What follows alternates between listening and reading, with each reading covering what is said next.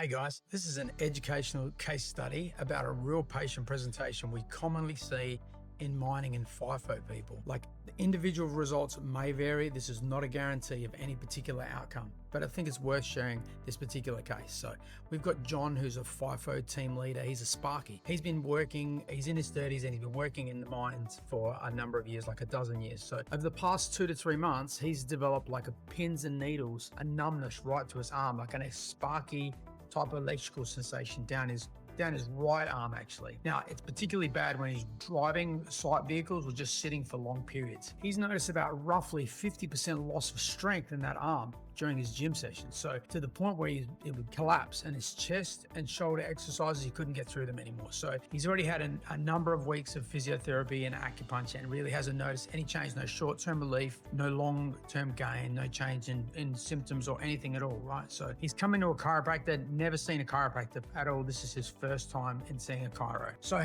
after him explaining what was going on, we did an examination. We found that his range of movement in his neck was reduced. He had a weakness in his wrist extension and grip strength. So he's got some positive signs of the nerves being compressed actually in his neck, which is causing some weakness in his arm. We actually took an x-ray of his spine and it shows that he had a whiplash injury more than 15 years ago, showing some thinning of the disc around C5, C6, which has probably been contributing to his current presentation. On top of that, on postural assessment, he has 8 centimeters of forward head carriage. His neck's not holding his head in the right position. It's starting to fail and his shoulders are becoming more rounded. Not uncommon for people that sit at a desk, and half this job is actually sitting at a desk now. That worsens it, but it's also common in people that do physical work too. So after a full history and examination, the working assessment was basically he's got a cervical radiculopathy and possibly related to like irritation of the nerve root at C5, 6, which is what he's feeling in his arm. Usually, people are thinking, oh gee, you need surgery. They go in there and they sort of scrape out the bone.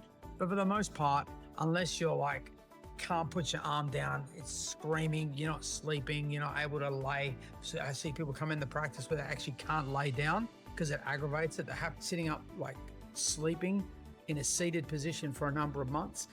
You're not really a candidate because it's such a delicate area. Poor John, he's in a bit of a bind. He's not functioning, not able to work, not able to concentrate, can't do his sport, which is a good thing for his mental health as he described.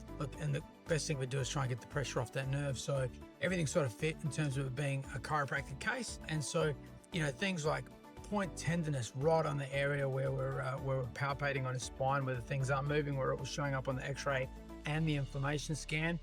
And then also just weakness in his grip. So we sort of provocate the area. The grip strength came up a little bit. We went ahead and made some chiropractic adjustments, and immediately on testing, his grip strength was normalized. It's the pinky, the extension in the wrist. He didn't have any loss of reflexes, which is great. So look, usual response, he's like, wow, I get my arm over my head. It's not hurting.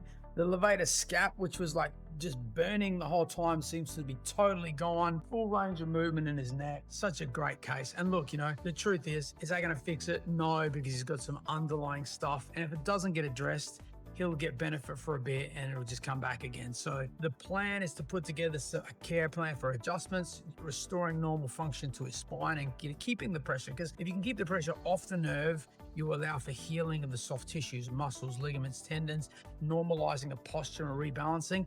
And it takes a lot more of the same stuff to cause the problem to come back, if that makes sense. Unfortunately, not all cases are like this. His was so obvious, I guess the other stuff that was being done was maybe helping at some level, but if you don't get pressure off the nerve, you're not going to get healing. And at the end of the day, people usually come in, whether it's a radiculopathy and pins and needles down the arm or a sore neck or headaches or lower back or whatever they come in with, usually they come in with something that's not getting better by itself. So if you restore normal nerve function, the body will start to heal itself. A good case is by no means saying that this is going to be the response in every single case, but there are a lot of people out there that are having issues that can't get resolution, and they probably should try chiropractic. We're here to help out. Reach out, message me if you have any particular questions about yourself and you live in South Australia.